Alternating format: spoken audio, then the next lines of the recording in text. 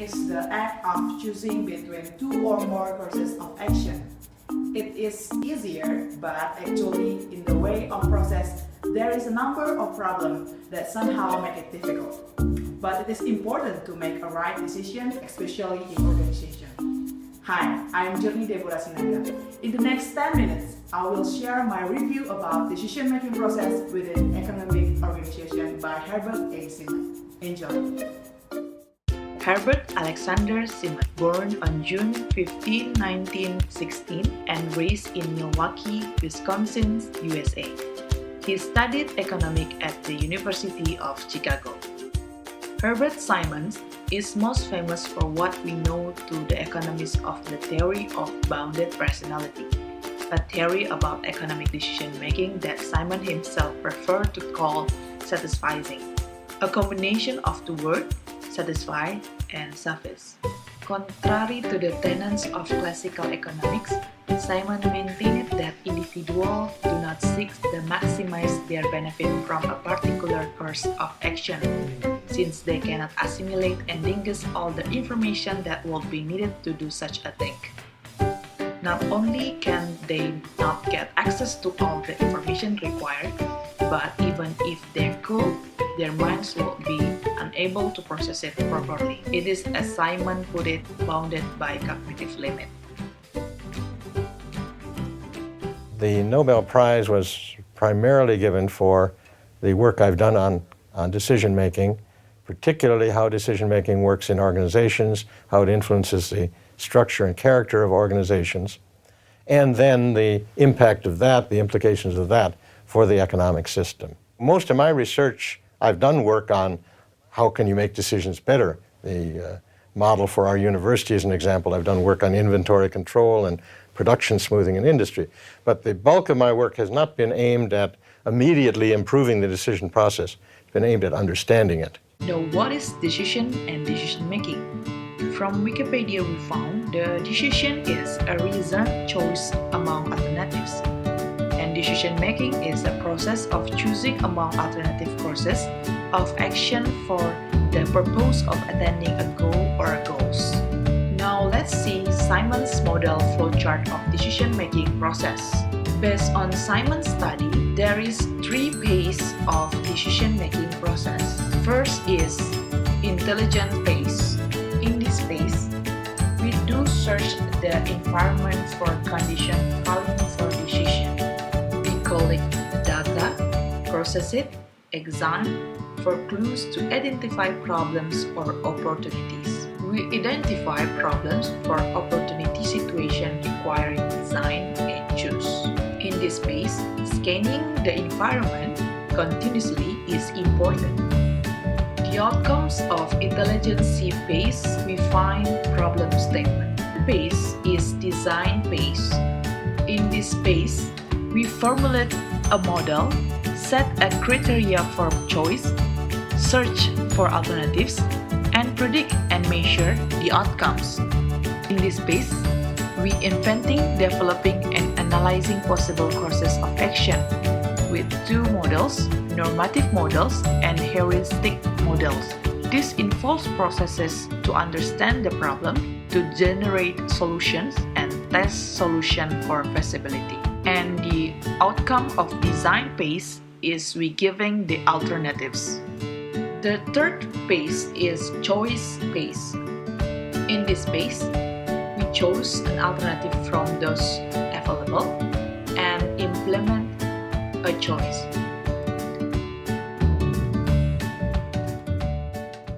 From the very beginning, even before I really had committed to economics, I got interested in how people make decisions, how they make choices. That's what we spend an awful lot of our lives doing.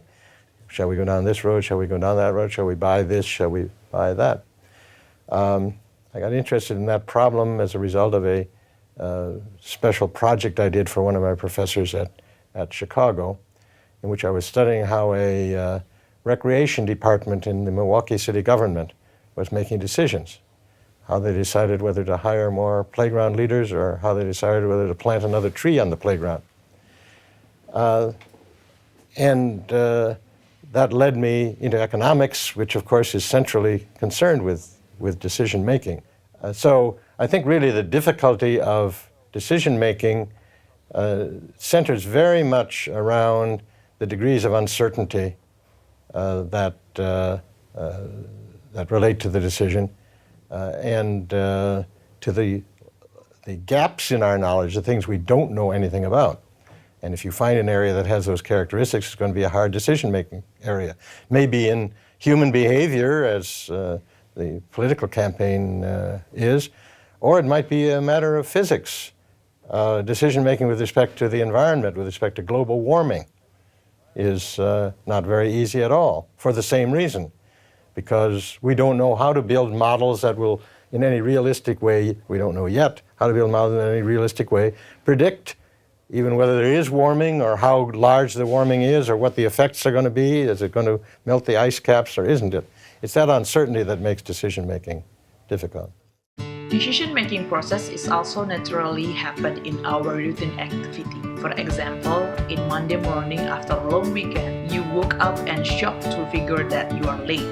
And you realize that you just only have 1 hour to attending a very important meeting in TBC Matupang from your house in Depok.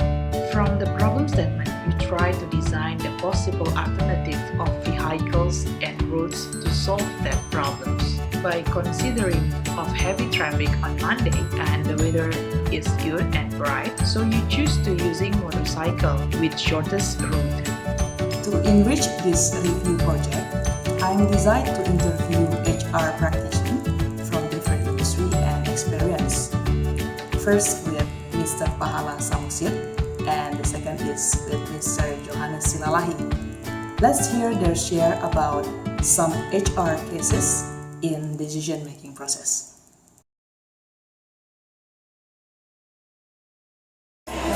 Yang pertama kita akan melihat data historis kejadian. Ya kan, kita bisa periksa personal file-nya. Kemudian kita minta itu atasannya dan atasannya melakukan review ulang terhadap kinerjanya terakhir ini maupun terhadap kompetensi dia bagaimana. Nanti dari situ, dari semua karyawan yang ada itu akan dipilih yang scoringnya dan skor kinerja dan kompetensinya yang paling rendah. Nah itu nanti yang akan mereka usulkan untuk dilepas pihak. Kalau udah dapat orangnya, nah kita akan melakukan cross check ya. Kita akan melakukan cross check, memastikan memang penilaian itu dilakukan secara fair, ya kan, secara objektif, bukan karena berdasarkan suka tidak suka karena itu, tapi benar-benar berdasarkan faktor yang objektif, berdasarkan kinerja dan kompetensi. Itu biasanya baru. Nah setelah verifikasi dan cocok, tidak ada hal yang menyimpang dan dilakukan secara fair, ya, sesuai dengan prosedur yang kita harapkan, baru nanti keluarlah listnya siapa karyawannya.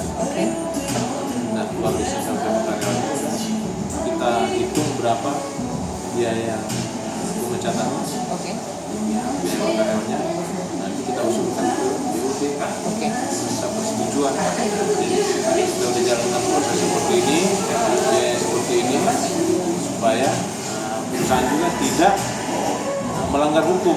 Sampai sekarang kita ada kewajiban. The first thing that we should do is to identify how this person is actually fit with the cultures of our companies and the cultures of the teams.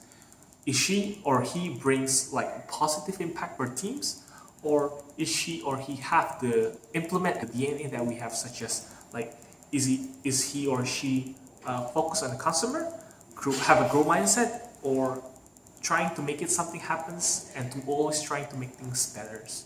Then secondly, we need to analyze the gap between his or her performance with user or company expectations to provide them with feedbacks. When we have feedbacks, we should also give them some challenge. This challenge can be some kinds of trainings, or they can undergo some kinds of exploration, self-explorations, to provide them with the chance to fill those gaps. And when they still can't fill these gaps, well, probably she or he need to be reconsider himself to continue to work at our companies.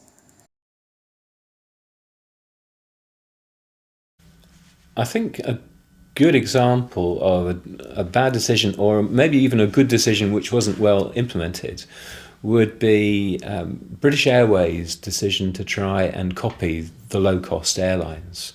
So they set up an airline to be like EasyJet or Ryanair, but they could never do it because the culture of British Airways was such that it just didn't really have the belief in efficiency and no frills that the low-cost airlines that had been set up for that had. And so one of the partners of British Airways was a company called GB Airways, and they had their planes painted in the same colours as British Airways. You've probably flown on it, actually. But it didn't work. But now EasyJet have actually taken over GB Airways, and of course now it is a success because the culture of EasyJet is much more aligned to the low-cost ethos.